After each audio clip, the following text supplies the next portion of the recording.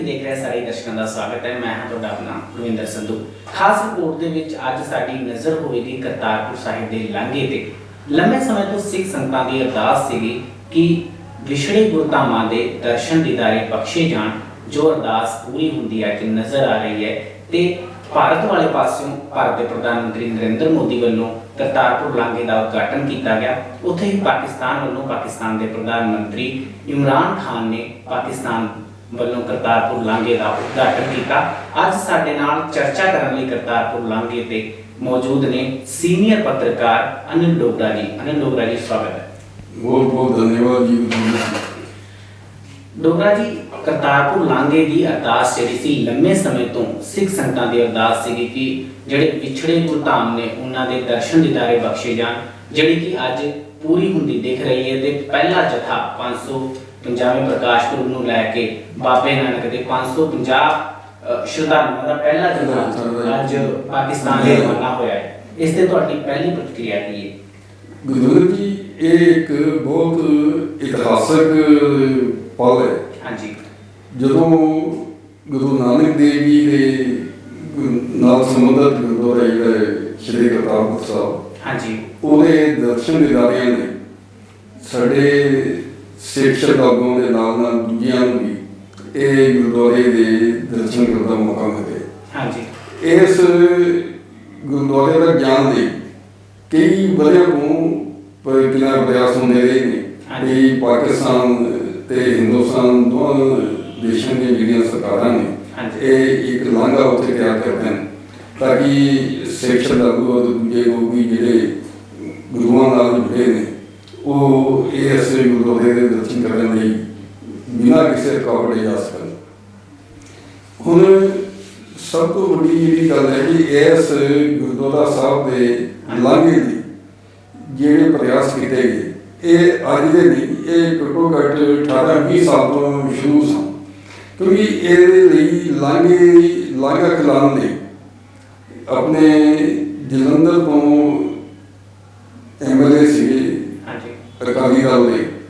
ਜਿਹੜੇ ਨਕੋਦਰ ਤੋਂ ਇਲੈਕਸ਼ਨ ਲੜੇ ਨੇ ਕੁਲਦੀਪ ਸਿੰਘ ਬਰਾੜਾ। ਹੁਣ ਉਹਨਾਂ ਦੇ ਜਿਹੜੇ ਸਪੁੱਤਰ ਨੇ ਗੁਰਪ੍ਰਤਾਪ ਸਿੰਘ ਬਰਾੜਾ, ਉਹ ਵੀ MLA ਨੇ ਹੁਣ ਨਕੋਦਰ ਤੋਂ। ਕੁਲਦੀਪ ਸਿੰਘ ਬਰਾੜਾ ਉਹਨਾਂ ਨੇ ਕੋਈ 18 ਸਾਲ ਪਹਿਲਾਂ ਡੇਰਾ ਬਾਬਾ ਨਾਨਕ ਜਾ ਕੇ ਉੱਥੋਂ ਹੀ ਗੁਰਦੁਆਰਾ ਸਾਹਿਬ ਦੇ ਦਰਸ਼ਨ ਕਰਨੇ ਔਰ ਅਰਦਾਸ ਕਰਨੀ ਕਿ ਇਹ ਜਿਹੜਾ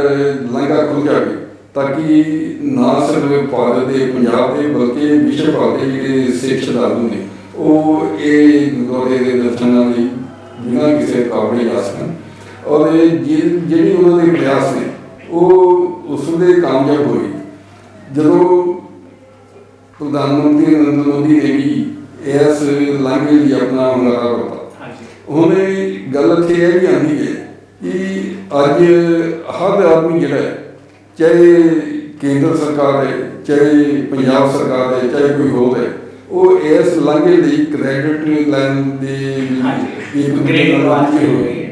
ਔਰ ਇਹਨਾਂ ਦੀ ਇੱਕ ਹੋਰ ਤਰੀਕੇ ਹੈ ਕਿ ਕਿੰਨਾ ਇਹ ਜਿਹੜਾ ਲਾਂਘਾ ਅਸੀਂ ਖਿਲਾਇਆ।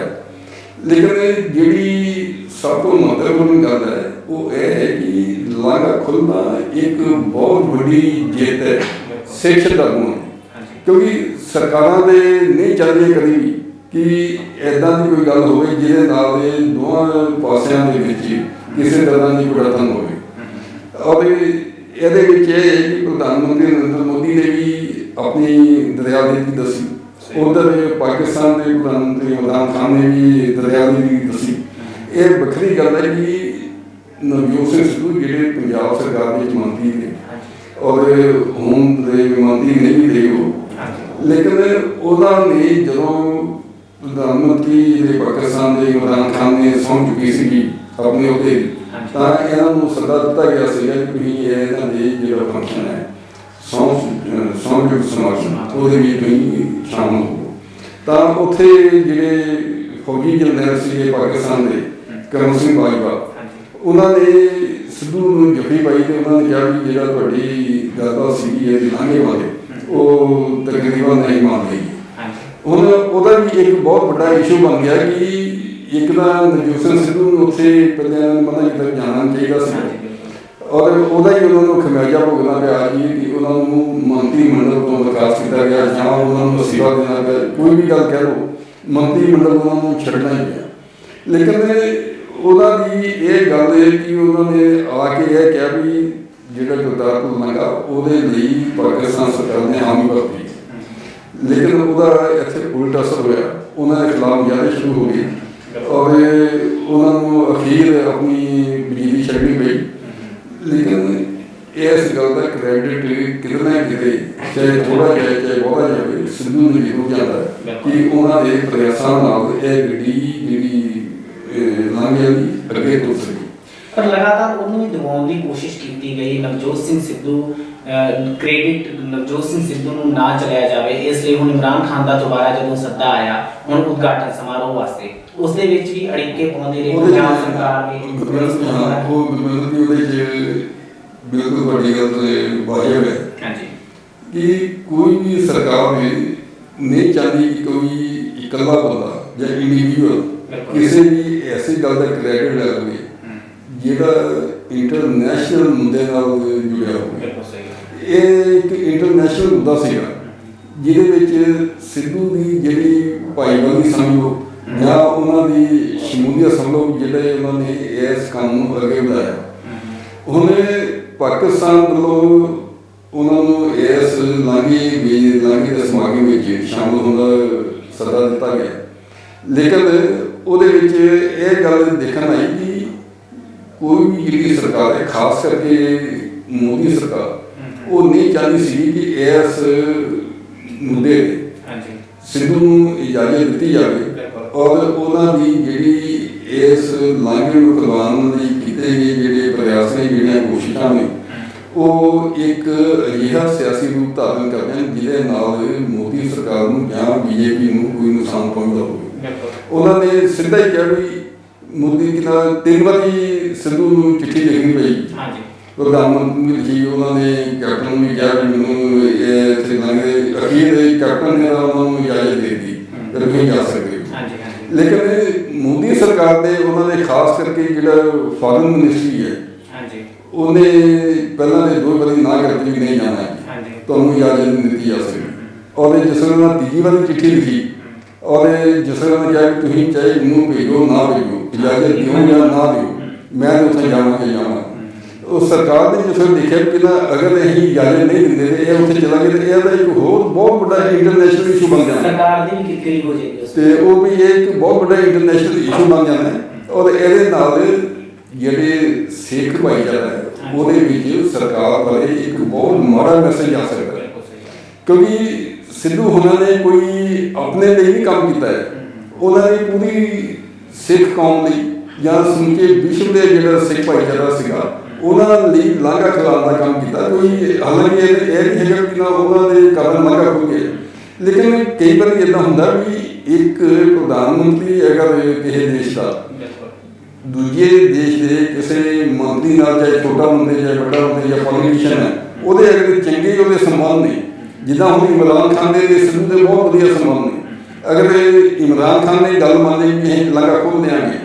ਤਾਂ ਸਿੱਧੂ ਦਾ ਤਾਂ ਕ੍ਰੈਡਿਟ ਬਾਕੀ ਬੰਦਰ ਵੀ ਉਹਨਾਂ ਦੇ ਕਾਰਨ ਲਾਂਘਾ ਖੋਲ੍ਹਿਆ। ਔਰ ਉਹਨਾਂ ਨੂੰ ਅਗਰ ਇਸ ਮੌਕੇ 'ਤੇ ਆ ਕੇ ਸਰਕਾਰ ਦੀ ਇਜਾਜ਼ਤ ਨਹੀਂ ਦਿੰਦੀ ਕਿ ਤੁਸੀਂ ਤੁਹਾਨੂੰ ਨਹੀਂ ਭੇਜਿਆ ਜਾ ਸਕਦਾ, ਤੁਸੀਂ ਨਹੀਂ ਜਾ ਸਕਦੇ, ਤੁਸੀਂ ਉੱਥੇ ਜਾ ਕੇ ਸਰਕਾਰ ਦੀ ਬਦਨਾਮੀ ਕਰੋ ਜਾਂ ਕੁਛ ਕਰੋ, ਚਾਹੇ ਕੋਈ ਵੀ ਗੱਲ ਲੈ ਲਓ, ਤੁਸੀਂ ਕੋਈ ਵੀ ਬੇਸ ਲੈ ਲਓ,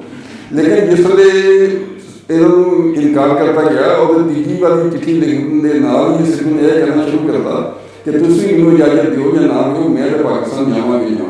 ਉਹਨਾਂ ਨੇ ਦੇਖਿਆ ਕਿ ਇਹ ਪਾਕਿਸਤਾਨ ਅਗਰ ਸਿੱਧੂ ਚਲਾ ਜਾਂਦਾ ਤਾਂ ਲਾਂਘੇ ਦਾ ਜਿਹੜਾ ਇਤਿਹਾਸਕ ਪਾਲਾ ਉਹ ਤਾਂ ਹੈ ਹੀ ਹੈ ਉੱਥੇ, ਲੇਕਿਨ ਇਹਦੇ ਨਾਲ ਇਹ ਸਾਰਾ ਜਿਹੜਾ ਇਸ਼ੂ ਹੈ ਇਹ ਸਾਡੇ ਹੱਥੋਂ ਖੁੱਸ ਕੇ ਇਹ ਸਿੱਧੂ ਦੇ ਹੱਥ 'ਚ ਚਲਾ ਜਾਣਾ, ਕਿਉਂਕਿ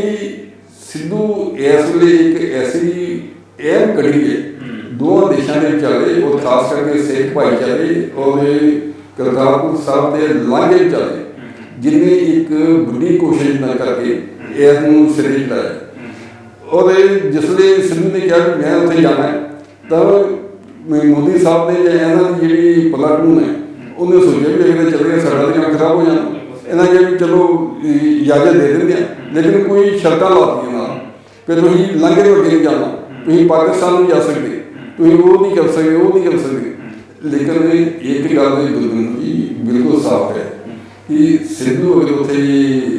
ਗਏ ਨੇ ਜਾਂ ਜਾਣਗੇ ਜਾਂ ਚਲੇ ਗਏ ਨੇ ਜਾਂ ਉੱਥੋਂ ਦੇ ਲਾਂਘੇ ਅਤੇ ਸਮਾਗਮ ਵਿੱਚ ਸ਼ਾਮਲ ਹੁੰਦੇ ਨੇ, ਤਾਂ ਉਹਨਾਂ ਦੀ ਜਿਹੜੀ ਇੱਕ ਕੰਮ ਕਰਨ ਦੀ ਇੱਕ ਪ੍ਰਣਾਲੀ ਹੈ, ਉਹਦਾ ਇੱਕ ਮੈਸੇਜ ਜ਼ਰੂਰ ਸਿੱਖ ਭਾਈਚਾਰੇ ਜਾਵੇਗਾ ਕਿ ਇਹ ਉਹ ਬੰਦਾ ਹੈ, ਕਿ ਇਹ ਉਹ ਬੰਦਾ ਹੈ ਜਿਹੜਾ ਜਿਸ ਕੰਮ ਨੂੰ ਹੱਥ ਪਾ ਦਿੰਦਾ ਹੈ ਉਹਨੂੰ ਸਿਰੇ ਚੜਾ ਕੇ ਹਿਸਾਬ ਦਿੰਦਾ। ਹਾਲਾਂਕਿ ਸਿੱਧੂ ਬਾਰੇ ਕਈ ਕੁਝ ਕਿਹਾ ਜਾ ਸਕਦਾ, ਕਿਹਾ ਜਾਂਦਾ ਹੈ, ਉਹਦੇ ਈਵਨ ਇੱਥੋਂ ਤੱਕ ਕਿ ਆਪਣੇ ਕੈਪਟਨ ਅਮਰਿੰਦਰ ਸਿੰਘ ਨੇ ਵੀ ਉਹਨਾਂ ਦੀ ਜਿਹੜੀ ਕਾਰਜਸ਼ੈਲੀ ਸੀ ਉਹਦੇ ਦੇ ਕਈ ਵਾਰੀ ਸਵਾਲ ਜੀ ਉਠਾਏ, ਲੇਕਿਨ ਉਹ ਆਪਣੇ ਜਿਹੜਾ ਉਹਨਾਂ ਦਾ ਨਿਸ਼ਚਾ ਸੀਗਾ ਉਹਦੇ ਤੋਂ ਨਹੀਂ ਗਏ, ਉਹ ਆਪਣਾ ਕੰਮ ਕਰਦੇ ਰਹੇ, ਚਾਹੇ ਚੰਗਾ ਕੀਤਾ ਮਾੜਾ ਕੀਤਾ ਕੁਛ ਵੀ ਕੀਤਾ। ਹੁਣ ਇੱਕ ਗੱਲ ਗੁਰਬਿੰਦਰ ਜੀ ਇੱਥੇ ਹੋਰ ਮੈਂ ਸਾਫ਼ ਕਰ ਦੇਣਾ ਚਾਹੁੰਦਾ ਕਿ ਸਾਡੇ ਪ੍ਰਕਾਸ਼ ਸਿੰਘ ਬਾਦਲ ਨੇ ਮੁੱਖ ਮੰਤਰੀ ਰਹੇ ਨੇ, ਕਈ ਸਾਲ ਉਹਨਾਂ ਨੇ ਰਾਜ ਕੀਤਾ, 92 ਸਾਲ ਦੀ ਉਹਨਾਂ ਦੀ ਉਮਰ ਹੋ ਗਈ ਹੈ, ਲੇਕਿਨ ਉਹ ਅੱਜ ਵੀ ਇਸ ਗੱਲ ਨੂੰ ਲੈ ਕੇ ਝੂਠ ਬੋਲਣ ਤੋਂ ਪਿੱਛੇ ਨਹੀਂ ਰਹਿੰਦੇ ਕਿ ਇਹ ਜਿਹੜਾ ਕ੍ਰੈਡਿਟ ਹੈ ਲਾਂਘੇ ਦਾ, ਇਹਨੇ ਸਿੱਧੂ ਦਾ ਉਹਦੇ 'ਚ ਕੋਈ ਰੋਲ ਹੈ। ਜੇ ਇਹ ਰੋਲ ਨਹੀਂ ਹੈਗਾ ਤਾਂ ਫਿਰ ਤੁਸੀਂ ਉਹਨਾਂ ਦੀ ਆਲੋਚਨਾ ਕਰਨ ਕੀਤੀ ਪਹਿਲਾਂ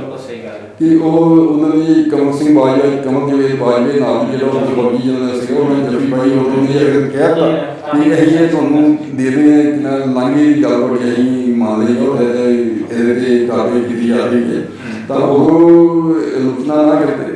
ਲੇਕਿਨ ਕਿਤੇ ਨਾ ਕਿਤੇ ਇਹ ਗੱਲ ਸਾਫ਼ ਕਰਨੀ ਬਹੁਤ ਜ਼ਰੂਰੀ ਹੋ ਜਾਂਦੀ ਹੈ ਕਿ ਸਿੱਧੂ ਦਾ ਆਪਣਾ ਇੱਕ ਕਿਰਦਾਰ ਹੈ ਔਰ ਉਸ ਕਿਰਦਾਰ ਨੂੰ ਨਿਭਾਉਂਦਿਆਂ ਉਹਨਾਂ ਨੇ ਜਿਹੜੇ ਕੰਮ ਕੀਤੇ ਨੇ ਉਹਨਾਂ ਦੀ ਆਲੋਚਨਾ ਨਹੀਂ ਕੀਤੀ ਜਾ ਸਕਦੀ, ਖਾਸ ਕਰਕੇ ਜਦੋਂ ਉਹਨਾਂ ਨੇ ਲਾਂਘੇ ਵਾਲੇ ਕੰਮ ਕੀਤਾ। ਹੁਣ ਪ੍ਰਕਾਸ਼ ਸਿੰਘ ਬਾਦਲ ਕੀ ਜਿਹੜਾ ਜੀ ਉਹਨਾਂ ਨੇ ਸਿੱਧੂ ਦਾ ਦੇ ਜ਼ਰੂਰੀ ਹੋਈ।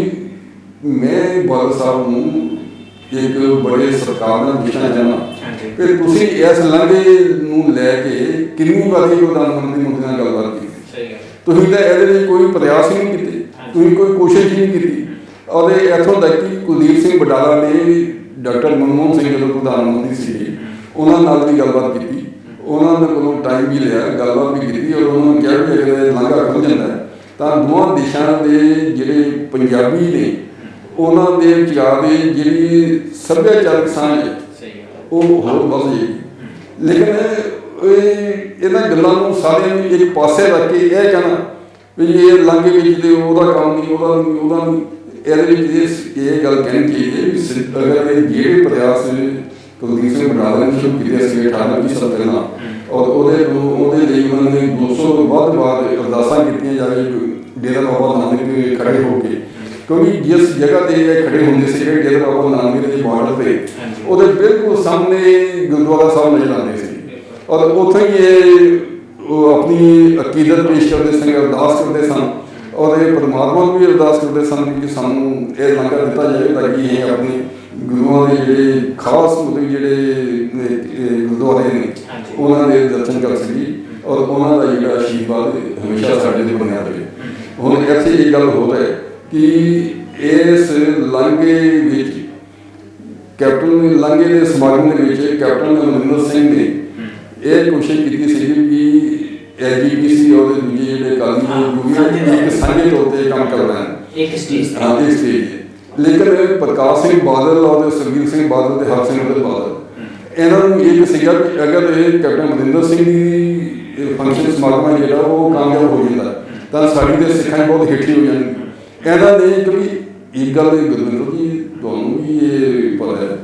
ਕਿ ਐਸਜੀਪੀਸੀ ਜਿਹੜੀ ਹੈ ਜਿਹਨੂੰ ਸ਼੍ਰੋਮਣੀ ਗੁਰਦੁਆਰਾ ਕਮੇਟੀ ਦਾ ਨਾਮ ਉਹ ਚਾਹੇ ਇੱਥੋਂ ਕੰਮ ਫੜੋ ਜਾਂ ਦੂਜੇ ਫੜੋ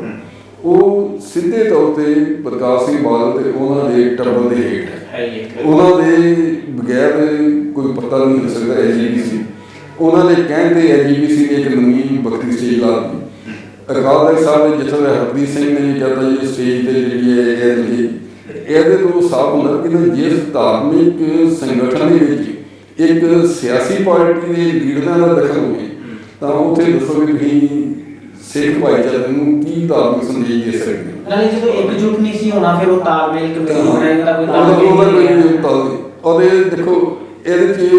ਉਹਨਾਂ ਨੇ ਕਹਿਤਾ ਜੀ ਨਹੀਂ ਇਹ ਸਾਡਾ ਤੇ ਆਪਣਾ ਫੰਕਸ਼ਨ ਹੋਵੇਗਾ। ਹਾਂਜੀ। ਕੈਪਟਨ ਨੂੰ ਚਾਹੀਦਾ ਜੀ ਉਹ ਸਿਆਸਤਬਾਜ਼ੀ ਨਾ ਕਰੇ ਤੇ ਉਹ ਸਿਆਸਤ ਦੇ ਤੁਸੀਂ ਆਪ ਚਲਾਉਣ ਦੇ ਨੇ। ਹੁਣ ਇਹ ਗੱਲ ਆ ਗਈ ਸਿਆਸਤਬਾਜ਼ੀ, ਅਗਰ ਇਹ ਕੈਪਟਨ ਅਮਰਿੰਦਰ ਸਿੰਘ ਨੇ ਜਾਂ ਪੰਜਾਬ ਸਰਕਾਰ ਨੇ ਸਿਆਸਤਬਾਜ਼ੀ ਕਰਨੀ ਹੁੰਦੀ ਤਾਂ ਜਿਹੜੀ ਸਟੇਜ ਇਹਨਾਂ ਨੇ ਪਹਿਲਾਂ ਉੱਥੇ ਬਣਾਈ ਸੀ ਔਰ ਉੱਥੇ ਇਹਨਾਂ ਨੇ ਰੈਲੀ ਕਰਨੀ ਸੀ ਅੱਜ ਕੈਪਟਨ ਅਮਰਿੰਦਰ ਸਿੰਘ ਨੇ ਆਪਣੀ ਰੈਲੀ ਰੱਦ ਕਰਤੀ ਔਰ ਜਿਸ ਸਟੇਜ ਤੇ ਪ੍ਰਧਾਨ ਮੰਤਰੀ ਨੇ ਆਉਣਾ ਸੀਗਾ ਕਿਹਾ ਵੀ ਸਾਡੇ ਜਿਹੜੇ ਸਾਰੇ ਸਮਾਗਮ ਹੈ ਉੱਥੇ ਗਏ ਔਰ ਇਸ ਤੋਂ ਵੱਡੀ ਜਿਹੜੀ ਸਿਆਸਤਦਾਨੀ ਜਾਂ ਮਤਲਬ ਦਿਆਨਤਦਾਰੀ ਕਿਸੇ ਪੋਲੀਟੀਸ਼ੀਅਨ ਦੀ ਨਹੀਂ ਹੋ ਸਕਦੀ ਜਿਹੜੀ ਕੈਪਟਨ ਅਮਰਿੰਦਰ ਸਿੰਘ ਨੇ ਇਸ ਮੌਕੇ ਤੇ ਦਿਖਾਈ ਹੈ। ਹੁਣ ਗੱਲ ਰਹੀ ਲਾਂਘੇ ਤੋਂ ਬਾਅਦ ਕੀ ਹੋਣਾ, ਪਾਕਿਸਤਾਨ ਸਰਕਾਰ ਜਿਹੜੀ ਹੈ ਕਿ ਜਿਵੇਂ ਅਗਰ ਜੇ ਹੁਣ ਪ੍ਰਧਾਨ ਮੰਤਰੀ ਦੇ ਸਮਾਗਮ ਵਿੱਚ ਕੈਪਟਨ ਅਮਰਿੰਦਰ ਸਿੰਘ ਹਿੱਸਾ ਲੈ ਸਕਦੇ ਨੇ, ਹੁਣ ਸਾਰਾ ਕੁਝ ਇੱਕ ਜਗ੍ਹਾ ਹੋ ਰਿਹਾ, ਫਿਰ ਅਲੱਗ-ਅਲੱਗ ਸਟੇਜ ਲਾ ਕੇ ਤੇ ਪੰਜਾਬ ਸਰਕਾਰ ਦਾ ਪੈਸੇ ਹੀ ਬਰਬਾਦ ਕਰਨਾ ਹੋਇਆ। ਦੇਖੋ ਇਹਨਾਂ ਨੇ ਕਿਹਾ ਕਿ ਨਾ ਪੰਜਾਬ ਦੇਖੋ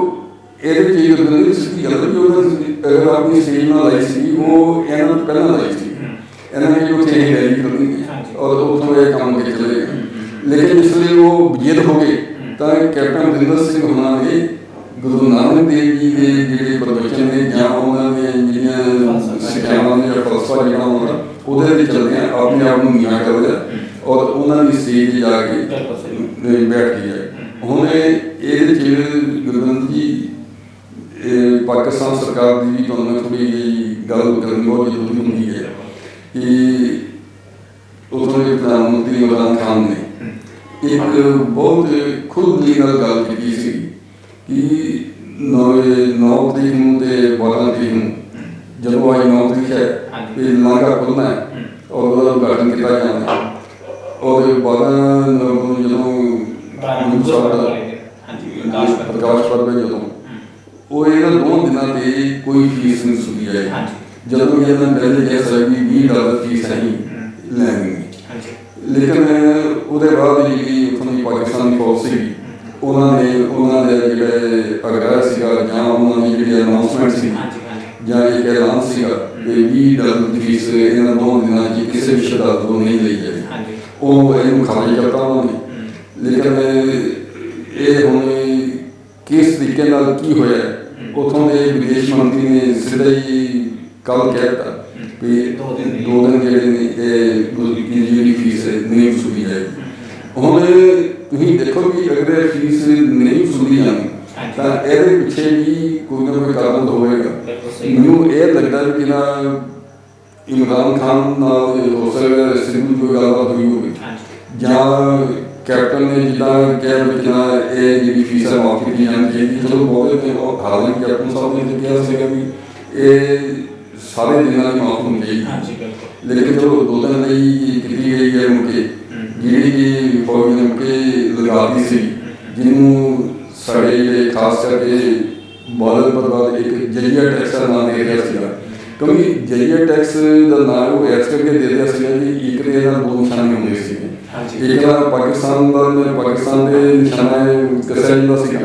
ਦੂਜੇ ਕੈਪਟਨ ਅਮਰਿੰਦਰ ਸਿੰਘ ਦੇ ਸਿੱਧੂ ਨਿਸ਼ਾਨੇ ਤੇ ਆ ਜਾਂਦੇ ਸੀ ਵੀ ਅਗਰ ਤੁਸੀਂ ਕ੍ਰੈਡਿਟ ਲੈਂਦੇ ਹੋ ਤਾਂ ਕਮ ਸੇ ਕਮ ਇਹ ਫੀਸਾਂ ਮਾਫ ਕਰਾ ਦਿਓ। ਇੱਕ ਪਾਸੇ ਕਈ ਵਾਰੀ ਇਹਦੇ ਅਕਾਲੀ ਲੀਡਰਾਂ ਨੇ ਇਹ ਵੀ ਕਿਹਾ ਵੀ ਜਿਸਲੇ ਤੁਸੀਂ ਬਾਹਰ ਜਾਂਦੇ ਹੋ ਕਿਤੇ ਔਰ ਉੱਥੇ ਤੁਹਾਨੂੰ ਫੀਸ ਦੇਣੀ ਪੈਂਦੀ ਹੈ, ਵੀਜ਼ਾ ਫੀਸ ਲਓ ਜਾਂ ਉੱਥੇ ਪਹੁੰਚਣ ਦੇ ਪੈਂਦੇ ਤੁਹਾਨੂੰ ਇਹ ਫੀਸ ਦੇਣ ਦੀ ਵੀ ਹੈ। ਲੇਕਿਨ ਜਦੋਂ ਕੈਪਟਨ ਅਮਰਿੰਦਰ ਸਿੰਘ ਨੇ ਜਿਹੜੀ ਇਹ ਫੀਸ ਮਾਫ ਹੋਣੀ ਚਾਹੀਦੀ ਹੈ ਤਾਂ ਇਹਨਾਂ ਦੇ ਸਾਰੇ ਸੋਚ ਬਦਲ ਗਏ ਤੇ ਨਹੀਂ ਇਹ ਫੀਸਾਂ ਮਾਫ ਹੋਣਗੀਆਂ ਇਹ ਜਿਹੜੇ ਟੈਕਸ ਲੱਗ ਗਿਆ। ਉਹ ਕਹਿਣ ਦਾ ਮਤਲਬ ਇਹ ਹੈ ਕਿ ਜਿਹੜੇ ਵੀ ਪੋਲੀਟੀਸ਼ੀਅਨ ਹੈ ਖਾਸ ਕਰਕੇ ਬਾਦਲ ਪਰਿਵਾਰ ਦੇ ਜਿਹੜੇ ਲੀਡਰ ਨੇ ਜਾਂ ਉਹਨਾਂ ਦੇ ਮੈਂਬਰ ਨੇ ਉਹ ਕੋਈ ਵੀ ਅਜਿਹਾ ਮੌਕਾ ਆਪਣੇ ਹੱਥੋਂ ਨਹੀਂ ਖੁੱਲ੍ਹਣ ਦੇਣਾ ਚਾਹੁੰਦੇ ਜਿਹਦੇ ਨਾਲ ਕਿਸੇ ਦੂਜੀ ਪਾਰਟੀ ਦੇ ਲੀਡਰ ਦੀ ਬਦਨਾਮੀ ਨਾ ਹੁੰਦੀ ਹੋਵੇ। ਹੁਣ ਕੈਪਟਨ ਅਮਰਿੰਦਰ ਸਿੰਘ ਆਪਣੀ ਥਾਂ 'ਤੇ ਸਹੀ ਨੇ, ਪ੍ਰਧਾਨ ਮੰਤਰੀ ਮੋਦੀ ਆਪਣੀ ਜਗ੍ਹਾ 'ਤੇ ਸਹੀ ਨੇ ਵੀ ਉਹਨਾਂ ਨੇ ਇਮਰਾਨ ਖਾਨ ਨਾਲ ਗੱਲਬਾਤ ਕਰਕੇ ਜਾਂ ਉਹਨਾਂ ਦੇ ਬੰਦੇ ਨੇ ਗੱਲਬਾਤ ਕਰਕੇ ਇਹ ਲੰਗਾ ਖੁਲਾਉਣ ਦਾ ਜਿਹੜਾ ਇੱਕ ਬਹੁਤ ਵੱਡਾ ਉਪਰਾਲਾ ਕੀਤਾ ਹੈ। ਚਾਹੇ ਹੁਣ ਕੁਛ ਵੀ ਕਹਿ ਲਓ, ਚੰਗਾ ਕਰੋ ਮਾੜਾ ਕਰੋ, ਕਿਸੇ ਨੇ ਚੰਗਾ ਕੰਮ ਕੀਤਾ ਮਾੜਾ ਕੀਤਾ ਨਹੀਂ ਕੀਤਾ, ਲੇਕਿਨ ਸਭ ਤੋਂ ਵੱਡੀ ਜਿਹੜੀ ਖੁਸ਼ੀ ਦੀ ਜਿਹੜੀ ਗੱਲ ਹੈ ਉਹ ਇਹ ਹੈ ਕਿ ਅੱਜ ਨੂੰ ਇਹ ਲੰਗਾ ਜਿਹੜਾ ਖੁੱਲ੍ਹ ਕੇ ਉਹਦੇ ਸਿੱਖ ਭਾਈਚਾਰੇ ਦੇ ਨਾਲ ਨਾਲ ਦੇਸ਼ ਭਰ ਦੇ ਨਹੀਂ ਵਿਦੇਸ਼ਾਂ ਤੋਂ ਵੀ ਆਉਣ ਵਾਲੇ ਜਿਹੜੇ ਸ਼ਰਧਾਲੂ ਨੇ ਉਹ ਗੁਰੂ ਸਾਹਿਬ ਦੇ ਦਰਸ਼ਨ ਕਰ ਸਕਣਗੇ ਉੱਥੇ, ਜਿੱਥੇ ਉਹਨਾਂ ਨੇ ਆਪਣੇ ਆਖਰੀ ਪਲ ਬਿਤਾਏ। ਹਾਂ, ਇੱਕ ਚੀਜ਼ ਹੋਰ ਇੱਥੇ ਡਿਸਕਸ ਕਰਨੀ ਬਣਦੀ ਹੈ ਕਿ ਪੋਲੀਟੀਸ਼ੀਅਨਾਂ ਦੀ ਚਲੋ ਬਿਆਨਬਾਜ਼ੀ ਕਰਨੀ ਹੈ, ਆਪਣੇ ਵੋਟ ਬੈਂਕ ਵਾਸਤੇ ਕ੍ਰੈਡਿਟ ਵਾਰ ਕਰਨੀ ਹੈ। ਇੱਥੇ ਐਸਜੀਪੀਸੀ ਦਾ ਵੀ ਇੱਕ ਬਹੁਤ ਵੱਡਾ ਰੋਲ ਹੁੰਦਾ ਹੈ, ਕਿਉਂਕਿ ਐਸਜੀਪੀਸੀ ਦਾ ਬਜਟ ਬੜਾ ਹਾਈਫਾਈ ਹੁੰਦਾ ਹੈ ਕਿ ਉਸ ਬਜਟ ਦੇ ਵਿੱਚ ਇਹ ਬਜਟ ਨਹੀਂ ਰੱਖਿਆ ਜਾ ਸਕਦਾ ਕਿ $20 ਦੀ ਜਿਹੜੀ ਫੀਸ ਆ ਉਹ ਐਸਜੀਪੀਸੀ ਦੇ ਦੇ। ਦੇਖੋ ਗੁਰਦੁਆਰਾ ਕੀ ਹੈ, ਬਿਲਕੁਲ ਤੁਹਾਡੀ ਗੱਲ ਠੀਕ ਹੈ, ਇਹ ਇਹਨਾਂ ਦਾ ਅਰਮਾਨ ਜਿਹੜਾ ਬਜਟ ਹੈ ਐਸਜੀਪੀਸੀ ਦਾ। ਹਾਂਜੀ, ਔਰ ਇਹ ਸ਼ਰਧਾਲੂਆਂ ਲਈ $20 की $40 भी ने तो मतलब ਵੱਡੀ ਗੱਲ कर सकेगी, इनको बहुत बड़ी गल नहीं। लेकिन उन्होंने क्योंकि उनका जो कंट्रोल है वो क्योंकि बादलों के हाथ है, बिल्कुल सही। इस करके उन्होंने वही गल कहनी है, उसे गल पे अमल करना है जो बादल पर बादल उन्होंने कही जानी है। उन्होंने दूसरी गल ये जिन्ना कहते हैं कि कैप्टन अमरिंदर सिंह चाहिए सीगा कि वो जो उत्थे शरधालू उन्होंने जाने की सोलर दे। देखो इन्होंने बसां दी गल की ई रिक्शा चलाते ने और उत्थे एसजीपीसी ने की कीता और उत्थे देखो टैक्स भी लाता सीगा करोड़ां रुपए ला के, हालांकि चलो उत्थे करोड़ी बल्ती कुदरत दी मींह पै गया जां उन्हां कोई नुकसान हो गया, टैंट उखड़ गया या कुछ हो गया, लेकिन एक गल देखो कि जो टैंट भी सीगे उत्थे हर तरह की ये सहूलत दी गई सी जिहड़ी किसी श्रद्धालू नूं या किसी आदमी नूं अपने घर च मिलदी। लेकिन ਉਹਦਾ ਇਹ ਕਹਿ ਕੇ ਮਜ਼ਾਕ ਬਣਾ ਦੇਖੋ ਜੋ ਟੈਂਕ ਸੀ ਜ਼ਿਆਦਾ ਸੀਗਾ, ਇਹ ਇੱਕ ਬਹੁਤ ਹਾਸੋਹੀਣੀ ਗੱਲ ਹੈ ਜਿਹੜੀ ਬਾਦਲ ਕੋਲ ਜਾਂ ਮਤਲਬ ਕੀਤੀ ਜਾ ਰਹੀ ਹੈ। ਔਰ ਮੈਂ ਨਹੀਂ ਸਮਝਦਾ ਕਿ ਇਸ ਮੌਕੇ ਤੇ ਆ ਕੇ ਔਰ ਉਹ ਵੀ ਇੱਕ ਇਤਿਹਾਸਕ ਪਲ ਜਦੋਂ ਹੋਣ, ਇੱਕ ਲਾਂਘਾ ਜਦੋਂ ਖੁੱਲ੍ਹਿਆ ਹੋਵੇ, ਉਹ ਵੀ ਸਾਡੀ ਪਹਿਲੀ ਪਾਤਸ਼ਾਹੀ ਦੀ ਯਾਦ ਦੇ ਵਿੱਚ ਕਦੋਂ ਜਾਂ ਉਹਨਾਂ ਨੂੰ ਅਕੀਦਤ ਪੇਸ਼ ਕਰਨ ਲਈ ਲੋਕਾਂ ਨੂੰ ਇੱਕ ਬਹੁਤ ਵੱਡੀ ਸਹੂਲਤ ਮਿਲ ਰਹੀ ਹੋਵੇ, ਤਾਂ ਉਸ ਮੌਕੇ ਵੀ ਅਕਾਲੀ ਲੀਡਰਸ਼ਿਪ ਵੱਲੋਂ ਅਜਿਹੀਆਂ ਗੱਲਾਂ ਕਰਨੀਆਂ ਉਹਨਾਂ ਦੀ ਸ਼ੋਭਾ ਨਹੀਂ ਦਿੰਦੀ। ਸਾਂਝੀ ਵਾਰਤਾ ਦੇ ਪ੍ਰਤੀਕ ਸੀਗੇ ਗੁਰੂ ਨਾਨਕ ਦੇਵ ਜੀ। ਇਸ ਗੁਰੂ ਨਾਨਕ ਦੇਵ ਜੀ ਦੇ ਫਲਸਫੇ ਤੇ ਚੱਲਣ ਤੋਂ ਇਲਾਵਾ ਜਦ ਆਪਾਂ ਇਸ ਤਰੀਕੇ ਨਾਲ ਕ੍ਰੈਡਿਟ ਵਾਰ ਜਾਂ ਸਿਆਸਤ ਕਰਦੇ ਹਾਂ, ਕਿੰਨਾ ਮੰਦਭਾਗਾ ਹੁੰਦਾ ਹੈ। ਇਹ ਗੁਰੂ ਜੀ ਹਰ ਚੀਜ਼ ਮੰਦਭਾਗੀ ਹੁੰਦੀ ਹੈ ਜਦੋਂ ਕੋਈ ਵੀ ਚੀਜ਼ ਜਿਸ ਵਿੱਚ ਸਿਆਸਤ ਆ ਜਾਵੇ ਜਾਂ ਜਿਹਦੇ ਵਿੱਚ ਸਿਆਸਤ ਵੜ ਜਾਂਦੀ ਹੈ, ਉਹ ਤੇ ਇੰਨੀ ਮੰਦਭਾਗੀ ਹੋਈ ਹੈ ਕਿ ਨਾ ਉਹਦਾ ਕੋਈ ਥਾਂ ਹੀ ਨਹੀਂ ਦਿੰਦਾ ਕਿ ਉਹਨੇ ਮੁੜ ਕੇ ਉਸ ਚੀਜ਼ ਨੇ ਉੱਠਣਾ ਹੈ ਜਾਂ ਨਹੀਂ ਉੱਠਣਾ। ਤੁਹਾਨੂੰ ਇੱਕ ਐਗਜ਼ਾਮਪਲ ਦਿੰਦਾ, ਜਿਸ ਚੀਜ਼ ਦਾ ਵੀ ਸਰਕਾਰ ਨੇ ਮੁੱਲ ਵਧਾਉਣਾ ਹੋਵੇ, ਮੰਨ ਲਓ ਕਿਸੇ ਚੀਜ਼ ਦਾ ਕਿ ਸਰਕਾਰ ਕਹਿੰਦੀ ਵੀ ਇਹ ਆ ਕਿ 5 ਰੁਪਏ ਦੀ ਚੀਜ਼ ਵਿਕਦੀ ਹੈ, ਇਹਦਾ ਰੇਟ ਹੈ 20 ਰੁਪਏ ਕਰਨਾ, ਤਾਂ ਉਹਦੇ 'ਤੇ ਪਹਿਲਾਂ ਸਭ ਤੋਂ ਪਹਿਲਾਂ ਉਹਦਾ ਕੰਟਰੋਲ ਕਰਨਾ ਜਾਂਦਾ। ਉਹ ਕੰਟਰੋਲ ਹੋਵੇਗੀ, ਕੰਟਰੋਲ ਕਰਕੇ ਉਹਦੀ ਜਿਹੜੀ ਸਪਲਾਈ ਹੈ ਉਹ ਘਟਾ ਦਿੱਤੀ ਜਾਂਦੀ ਹੈ, ਜਿਹਦੇ ਨਾਲ ਡਿਮਾਂਡ ਵੱਧ ਜਾਂਦੀ ਹੈ। जिले डिमांड बढ़ती है तो लोग कहते हैं यार ये 5 रुपये की चीज़ है 20 दिन में चलो ले लो 20 ले लो। सरकार ने ये भी है 20 रुपये देने को तैयार हो गई, वो हौली हौली 20 22 25 30 अखीर ऐसा टाइम आ जाता है कि वो ये चीज़ लोगों के हिस्सों खुल जाती है और वो लैन तो बेचारे बेसब्री में गिरा नहीं है गिरा नहीं, क्योंकि उन्होंने को सप्लाई घट है डिमांड ज़्यादा है, जिहदे कोल पैसे होंगे ने वही हाल इत्थे सियासत है।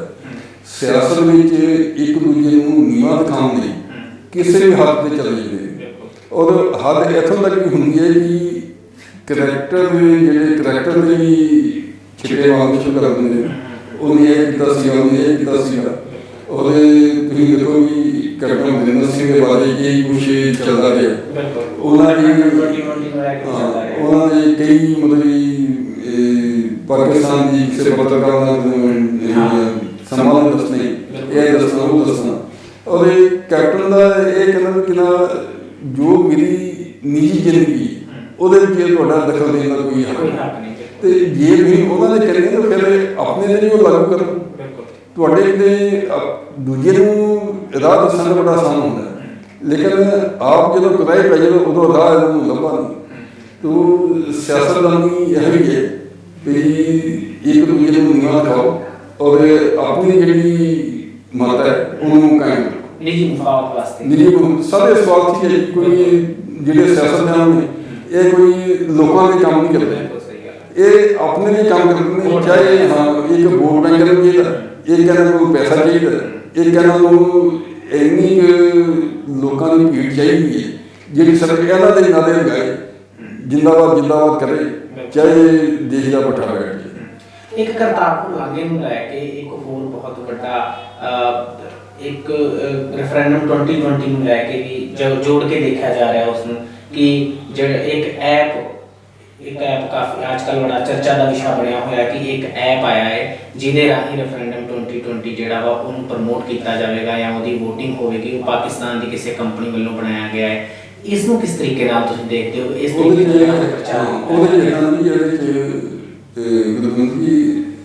ਇੰਗਲੈਂਡ ਦੀ ਇੱਕ SDF ਬਣੀ ਗਈ। ਹਾਂਜੀ, ਸਿੱਖ ਫਾਰ ਜਸਟਿਸ ਫੈਡਰੇਸ਼ਨ। ਉਹ ਪੰਜਾਬ ਦੇ ਵਿੱਚ ਡਿਸਟਰਬੈਂਸ ਪੈਦਾ ਕਰਨ ਲਈ ਆਪਣੇ ਯਤਨ ਕਰ ਰਹੀ ਹੈ। ਉਹਨੇ ਪਿਛਲੇ ਦਿਨਾਂ ਦੇ ਵਿੱਚ ਪਾਕਿਸਤਾਨ ਦੇ ਵਿੱਚ ਵੀ ਆਪਣਾ ਇੱਕ ਹੈੱਡਕੁਆਰਟਰ ਖੋਲ੍ਹਣ ਦੀ ਕੋਸ਼ਿਸ਼ ਕੀਤੀ ਔਰ ਮੈਨੂੰ ਲੱਗਦਾ ਵੀ ਸ਼ਾਇਦ ਉਹਨਾਂ ਨੇ ਉੱਥੇ ਇੱਕ ਦਫ਼ਤਰ ਕਾਇਮ ਵੀ ਕਰਤਾ ਹੋਣਾ। ਉਸ ਦਾ ਕੰਮ ਹੈ ਜਿਹੜਾ ਪੰਜਾਬ ਵਿੱਚ ਕਿਸੇ ਵੀ ਤਰ੍ਹਾਂ ਦੀਆਂ ਚਾਹੇ ਆਤਵਾਦੀ ਕਾਰਵਾਈਆਂ ਚਾਹੇ ਕਿਸੇ ਹੋਰ ਤਰੀਕੇ ਨਾਲ ਡਿਸਟਰਬੈਂਸ ਪੈਦਾ ਕੀਤੀ ਜਾਵੇ ਔਰ ਇਹਦੇ ਪਿੱਛੇ ਕਿਹੜੇ ਲੋਕ ਨੇ, ਇਹਦੇ ਪਿਛੋਕੜ 'ਚ ਜਾਣ ਦਾ ਇਸ ਵੇਲੇ ਕੋਈ ਇੰਨਾ ਮੌਕਾ ਨਹੀਂ ਹੈ ਕਿਉਂਕਿ ਇੱਕ ਗੱਲ ਦਾ ਸਾਫ਼ ਹੈ ਇਹਦੇ ਪਿੱਛੇ ਜਿਹੜੇ ਬੰਦੇ ਨੇ ਉਹ ਆਤਵਾਦੀ ਸੰਗਠਨਾਂ ਨਾਲ ਜੁੜੇ ਨੇ। ਹੁਣ ਉੱਥੋਂ ਦੇ ਇੱਕ ਵਕੀਲ ਹੈ,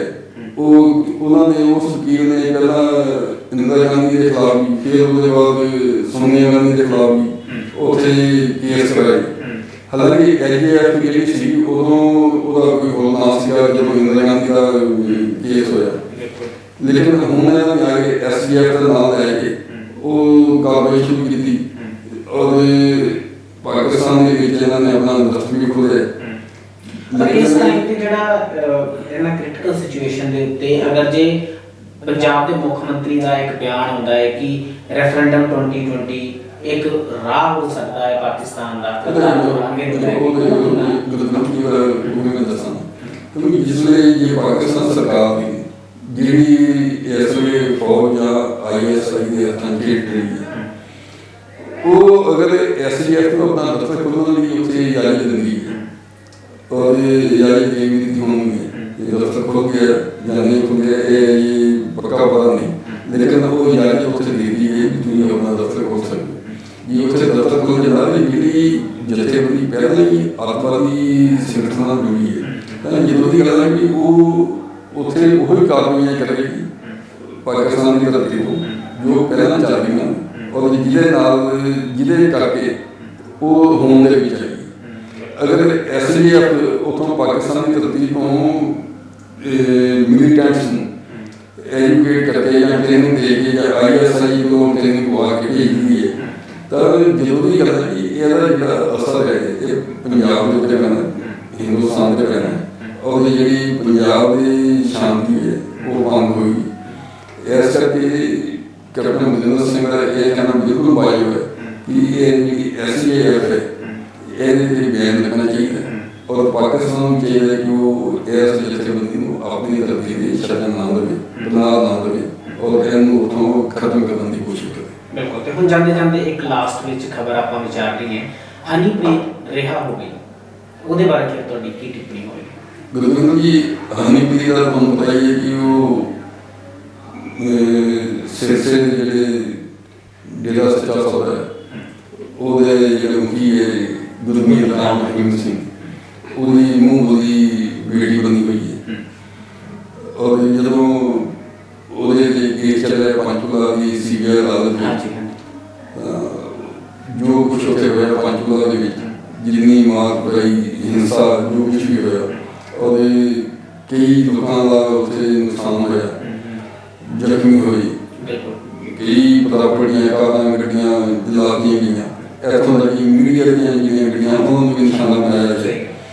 ਉਹ ਜਿਹੜੇ ਸਾਰੇ ਸੀਗੇ ਉਹਦੇ ਬਾਅਦ ਜਦੋਂ ਹਨੂਮਦੀ ਨੂੰ ਵੀ ਅਰੈਸਟ ਕਰ ਲਿਆ ਗਿਆ, ਬਾਬੇ ਨੂੰ ਚੱਲਣਾ ਸੀ ਉਹਨਾਂ ਨੂੰ ਉਹਦੇ ਜੇਲ੍ਹ ਭੇਜ ਦਿੱਤਾ। ਉਹਦੇ ਬਾਅਦ